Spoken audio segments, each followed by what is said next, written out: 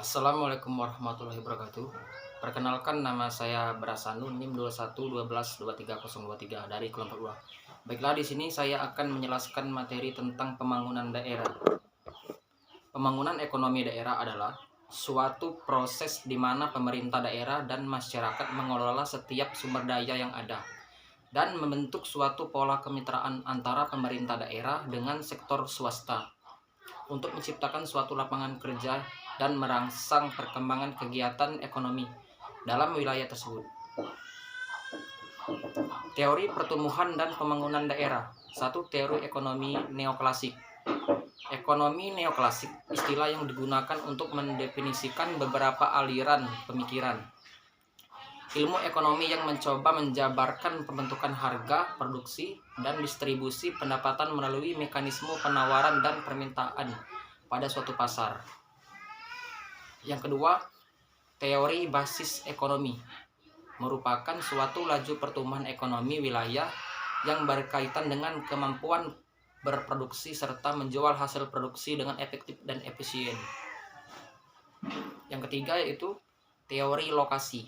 Teori lokasi adalah ilmu yang menyelidiki tata ruang atau spatial order kegiatan ekonomi, atau ilmu yang menyelidiki alokasi geografis dari sumber-sumber yang langka, serta hubungannya dengan atau pengaruhnya terhadap lokasi berbagai macam usaha atau kegiatan lain, baik ekonomi maupun sosial.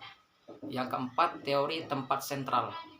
Teori tempat sentral atau central place theory adalah teori perkembangan wilayah yang dikemukakan oleh seorang ahli geografis asal Jerman bernama Walter Christaller pada tahun 1993. Teori ini menjelaskan hubungan kota sebagai pusat pertumbuhan dengan pemukiman kecil di sekitarnya.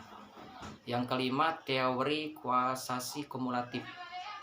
Teori kuasasi kumulatif yang dikemukakan oleh Profesor Meidral menyatakan bahwa hubungan kerjasama antara negara maju dan negara berkembang ternyata menimbulkan ketimpangan. Negara maju memperoleh banyak keuntungan dari kerjasama tersebut. Sementara itu, negara berkembang menerima dampak baliknya. Yang keenam yaitu modal daya tarik. Pengertian modal berdasarkan Kamus Besar Bahasa Indonesia atau KKBI adalah dana yang dimanfaatkan sebagai suatu pokok atau induk untuk melakukan perdagangan.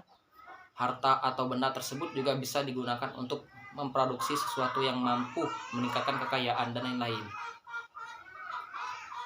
Baiklah, sampai di sini penjelasan saya. Saya akhiri, wabillahi taufiq wal hidayah. Wassalamualaikum warahmatullahi wabarakatuh. Baiklah, Assalamualaikum warahmatullahi wabarakatuh. Perkenalkan, nama saya Sundari, NIM 2112123032 dari kelompok 2. Sebelumnya, terima kasih kepada teman saya yang sudah memaparkan materi yang tadi.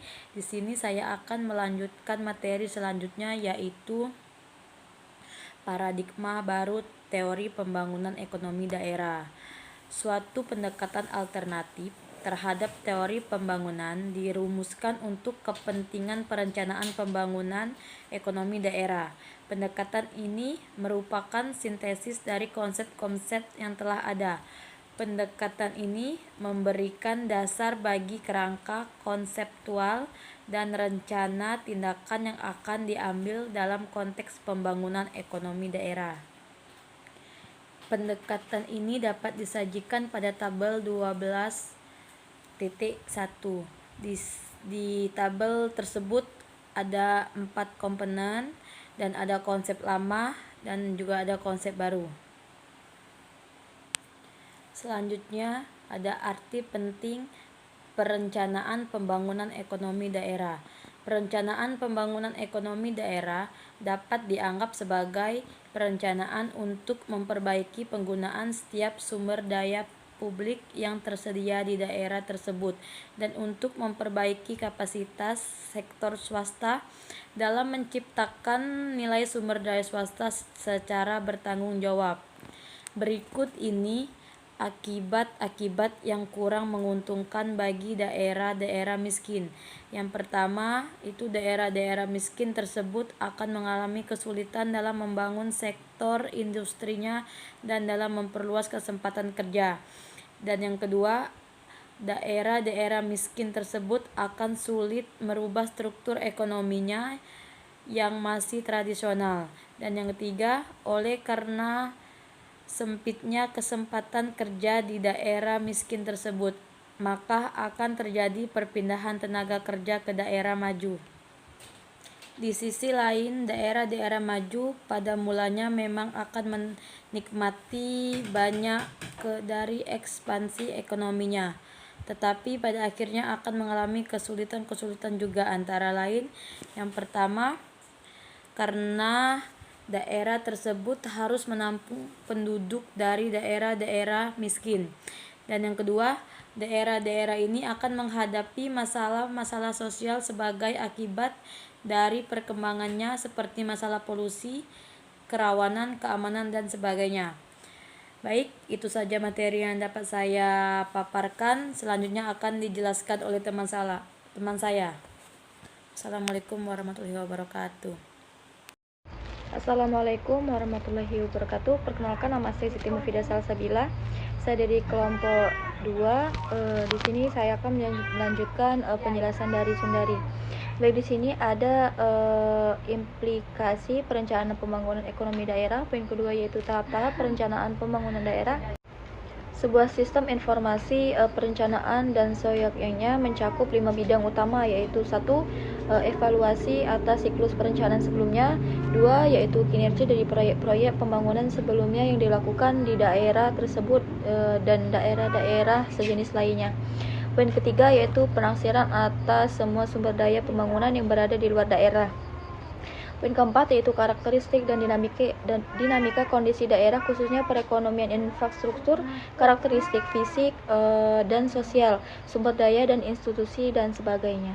Poin kelima yaitu keterkaitan antara kondisi daerah dengan daerah-daerah lainnya. Assalamualaikum warahmatullahi wabarakatuh. Perkenalkan, nama saya Rada Julia Sapitri, NIM 2112230009. Baiklah, di sini saya akan melanjutkan presentasi dari teman saya, yaitu tentang ukuran pertumbuhan ekonomi dan keterkaitan. Analisis SIPSER menggambarkan kinerja dan produktivitas sektor-sektor dalam perekonomian suatu wilayah dengan membandingkan kinerja sektor-sektor yang lebih besar. Analisis SIPSER. Analisis ini memberikan data tentang kinerja perekonomian dalam 3 bidang yang saling berhubungan, yaitu 1. Pertumbuhan ekonomi. Daerah diukur dengan cara menganalisis perubahan kesempatan kerja agregat secara sektoral dibanding dengan perubahan pada sektor yang sama di perekonomian yang dijadikan acuan. 2. Pergeseran proporsional. Mengukur perubahan relatif pertumbuhan atau penurunan pada daerah dibanding dengan perekonomian yang lebih besar yang dijadikan acuan. Yang ketiga, pergeseran diferensial, yaitu membantu dalam menentukan seberapa jauh daya saing industri daerah lokal dengan perekonomian yang dijadikan acuan. Kelemahan model dari analisis SIPSER. 1. Hanya dapat digunakan untuk analisis ex post. Yang kedua, ada data periode waktu tertentu di tengah tahun pengamatan yang tidak terungkap. 3. Analisis ini sangat bahaya sebagai alat peramal. 4. Tidak dapat dipakai untuk melihat keterkaitan antar sektor. Yang kelima, tidak ada keterkaitan antara daerah. Selanjutnya yaitu location question. Location question merupakan suatu pendekatan yang tidak langsung yang digunakan untuk mengukur kinerja basis ekonomi suatu daerah. Artinya bahwa analisis ini digunakan untuk melakukan pengujian sektor-sektor ekonomi yang termasuk ke dalam sektor unggulan. Analisis overlay. Metode ini digunakan untuk menentukan sektor dan location question. Tujuannya untuk analisis offline ini adalah untuk melihat deskripsi kegiatan ekonomi yang berdasarkan kriteria atau analisis location question dan kriteria pertumbuhan atau analisis SIPSER.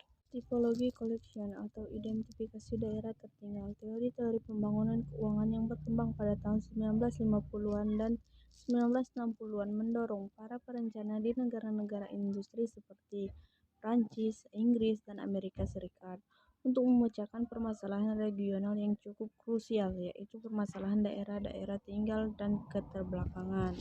Dan penjelasan dari saya selanjutnya akan dijelaskan oleh teman saya. Assalamualaikum warahmatullahi wabarakatuh. Perkenalkan, nama saya Radika Altasari, NIM 2112230021. Di sini saya akan menjelaskan tentang angka pengganda pendapatan. Angka pengganda pendapatan adalah suatu perkiraan tentang potensi kenaikan pendapatan dari suatu kegiatan ekonomi yang baru di dalam masyarakat.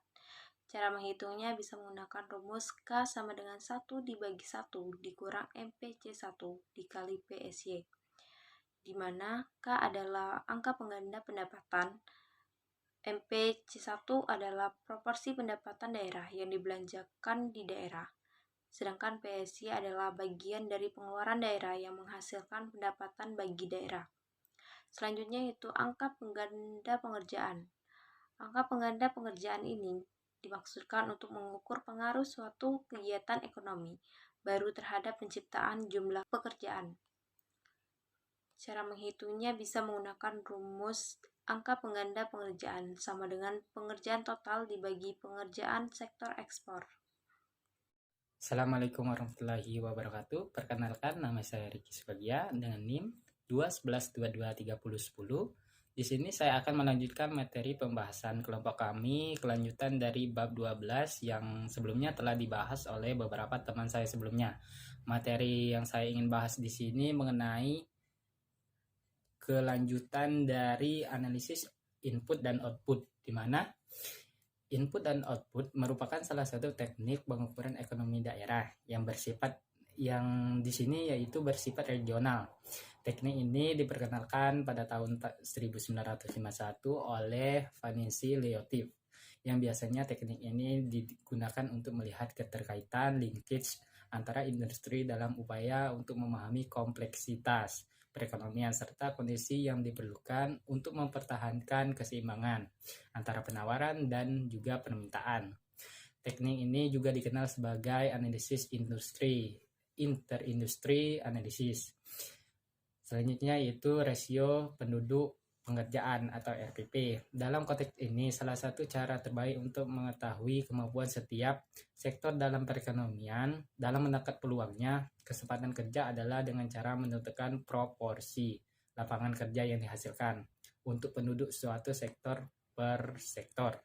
Analisis ini sering disebut juga dengan rasio penduduk pengerjaan, population employment ratio. Baik, materi selanjutnya mengenai kapasitas pengembangan ekonomi masyarakat, yang mana pengembangan kapasitas masyarakat pada hakikatnya merupakan suatu usaha-usaha untuk meningkatkan kemampuan masyarakat itu sendiri.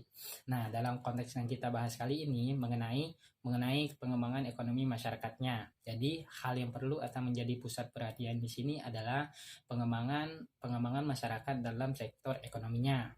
Dalam hal ini untuk melakukan atau menilai kapasitas suatu masyarakat dalam suatu daerah dalam upaya untuk melakukan pengembangan ekonomi terpadu dalam jangka panjang, diperlukan informasi sistem kelembagaan di daerahnya seperti adanya lembaga-lembaga masyarakat, contohnya yaitu organisasi-organisasi keagamaan, organisasi sosial, kelompok-kelompok masyarakat, dan lain-lain. Selanjutnya ada pula struktur ekonomi, yaitu organisasi-organisasi dengan fokus daerah. Misalnya di sini organisasi kelompok usaha, serikat pekerja, lembaga-lembaga pembangunan pemerintah, dan lain-lain. Ada pula lembaga-lembaga politik yang mana pemerintah daerah dan semua jajaran mempunyai andil penting dalam hal ini, dalam melakukan upaya pembangunan daerahnya itu sendiri. Nah, selanjutnya lembaga-lembaga keuangan, misalnya bank, perusahaan asuransi, lembaga-lembaga modal ventura, dan lain sebagainya. Dan yang terakhir yaitu lembaga-lembaga pendidikan dan pelatihan. Dengan adanya suatu lembaga ini, yaitu lembaga-lembaga pendidikan dan pelatihan, diharapkan dapat membentuk sumber daya manusia yang berkualitas yang nantinya dapat mewujudkan pengembangan ekonomi yang lebih baik. Sekian pembahasan dari kelompok kami, lebih dan kurang kami mohon maaf, kepada Allah kami mohon ampun. Semoga bermanfaat. Saya akhiri, wassalamualaikum warahmatullahi wabarakatuh.